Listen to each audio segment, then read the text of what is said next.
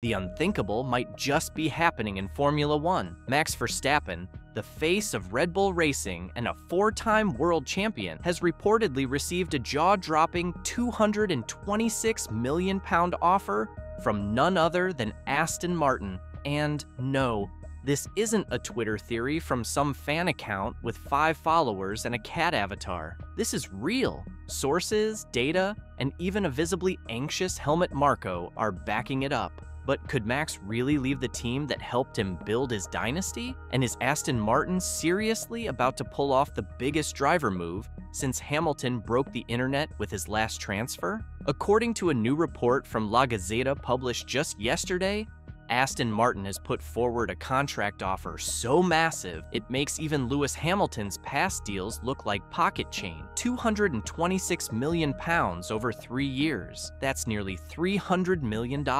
Let that number sit for a second. In F1 terms, this isn't just a record-breaking deal. It's a nuclear bomb dropped on the current driver market. And here's the kicker. This isn't just Aston Martin flexing on its own. The offer is reportedly backed by the Saudi Sovereign Wealth Fund. Translation: deep oil-backed pockets that make unlimited budget sound like a reasonable strategy. Now, when I first read that number, I genuinely thought someone had misprinted it. Maybe they meant 22nd of June, maybe someone's decimal point just got overexcited. But no, it's £226 million, and it's very intentional. This isn't just a contract, it's a declaration of war on the established F1 hierarchy, because this number isn't about fair compensation, it's about disruption. Aston Martin isn't trying to negotiate, they're trying to take Verstappen. And what makes this offer even crazier is the context. This isn't happening in a vacuum. Verstappen is still under contract with Red Bull for 3 more years. He's the reigning champion. He's the poster child of the team. Normally, a driver that entrenched is untouchable, but that's where the plot thickens. There are rumors, persistent, juicy rumors, that his contract has a performance-based release clause. In other words, if Red Bull stops performing, Max might legally be allowed to ghost them like an F1 version of a bad breakup. And after the Bahrain GP, where Verstappen finished 6th, not a typo, it looks like that clause might just become relevant a lot sooner than Red Bull expected.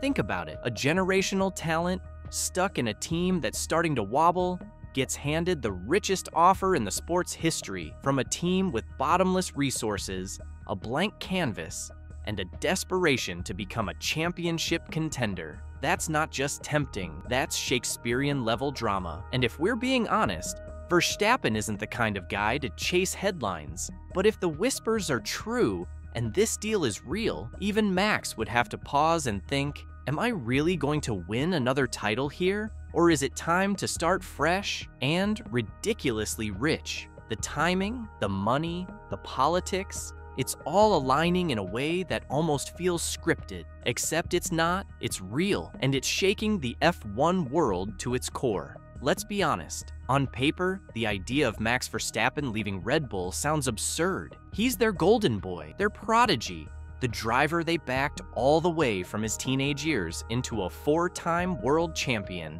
But when you dig into what's really happening behind the scenes, the picture gets complicated. First off, Red Bull isn't Red Bulling like they used to. The Bahrain Grand Prix was a red flag. Pun fully intended. Verstappen finished 6th, which in Max's world is basically a DNF with extra steps. For a driver who's used to dominating the podium and lapping midfielders for fun, 6th place feels like getting demoted to economy class mid-flight. And it's not just one bad race. There's a growing sense that the once untouchable Red Bull machine is starting to lose its edge. Then there's the leadership instability. The team has been under a microscope ever since Christian Horner's internal investigation saga played out like a bad office drama. Add to that, Helmut Marko publicly admitting he's very concerned about Verstappen's potential exit, and suddenly, the cracks aren't just forming, they're being broadcast in HD.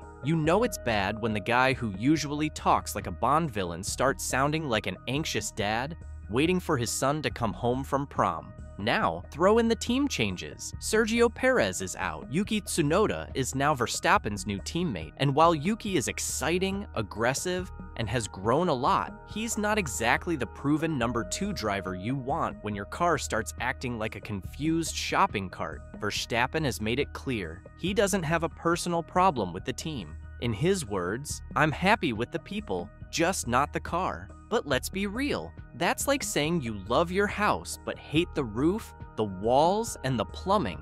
Eventually, you start browsing Zillow. And then there's the human side. Max has already achieved more than most drivers dream of in their entire careers. He's not chasing validation anymore, he's chasing legacy.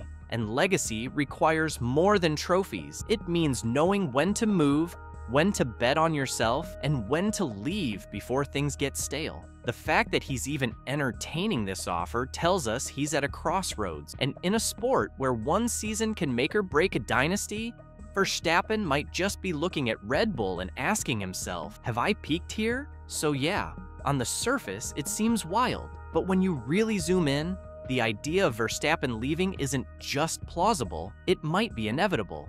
Now, here's the twist that makes this whole saga even juicier. Of all the teams to make this move, it's Aston Martin, a team that, until recently, was better known for memes than medals. So why would a 4-time world champion even consider going there? Because Aston Martin isn't playing the same game anymore. Backed by the Saudi sovereign fund, they've gone from plucky underdog to tech billionaire with a blank checkbook. This isn't a team scraping pennies together to upgrade their wing mirrors. This is a team that just threw a £226 million contract at Verstappen like it was lunch money. Money talks, and in F1, it doesn't just talk. It hires engineers, builds wind tunnels, and signs world champions. Then there's Lawrence Stroll. Love him or roll your eyes at him, he's not here to play small. He's been on a mission to rebuild Aston Martin from the ground up, hiring top talent, upgrading facilities, and basically treating this like a passion project with infinite funding. You bring in Verstappen, and suddenly, that project has a face. Not just a face, the face of modern F1. And let's not forget the narrative appeal. Max would go from inheriting a winning system at Red Bull to creating one at Aston Martin. He'd be the centerpiece, the reason they rise. It's a legacy move, a high-risk, high-reward, potential dynasty-defining decision, the kind of thing that turns a driver into a legend, not just for winning, but for building something no one saw coming. So yeah, Aston Martin might not be the obvious choice, but maybe that's exactly the point. To really understand why this Verstappen to Aston story has legs, you've got to zoom out and look at how the grid has shifted this season, because it's wild out there. First off, McLaren is dominating. Yeah, you heard that right. McLaren, the team that was flirting with irrelevance just a few seasons ago, is now the one everyone's chasing. Their performance has skyrocketed, and they've gone from mid-pack regulars to serious title contenders. That's not just a bad look for Red Bull, it's a nightmare. Max didn't sign up to fight for P6, while Oscar Piastri and Lando Norris take turns doing donuts on the podium. Meanwhile, Mercedes made their own headlines when they brought in 18-year-old Kimi Antonelli. And while he's still developing, that bold youth-first strategy shows Mercedes isn't afraid to shake things up. Combine that with their massive resources and legacy of winning,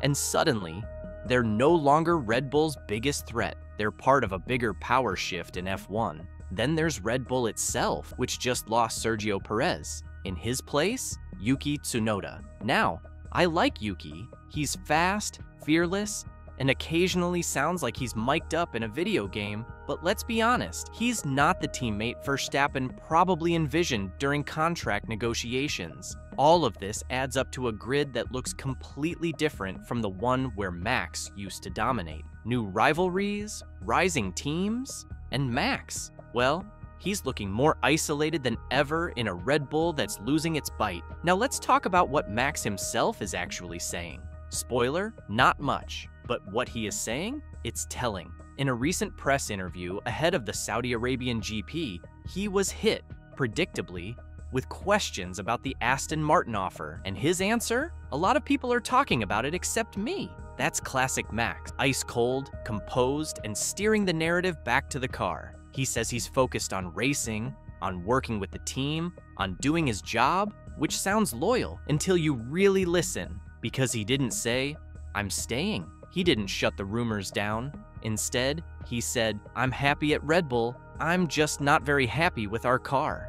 That one sentence might be the most important of the entire story. He's happy with the people, but not the performance. And in F1, if the car isn't right, everything else, even the friendships, becomes background noise. So while Max isn't out there waving an Aston Martin flag just yet, he's also not slamming the door shut. He's doing what smart drivers do, keeping his options open, keeping Red Bull on their toes, and keeping everyone guessing. So where does this all go from here? Well, buckle up, because we're entering the messy part. First, there's the performance clause in Verstappen's contract. If Red Bull keeps underperforming, and if Bahrain was the start of a trend, not a fluke, that clause could be Verstappen's golden ticket out. And remember, that clause isn't public, but multiple reports say it exists, and Red Bull hasn't exactly denied it. So if Max wants to leave, and the results keep slipping, there's a real legal pathway.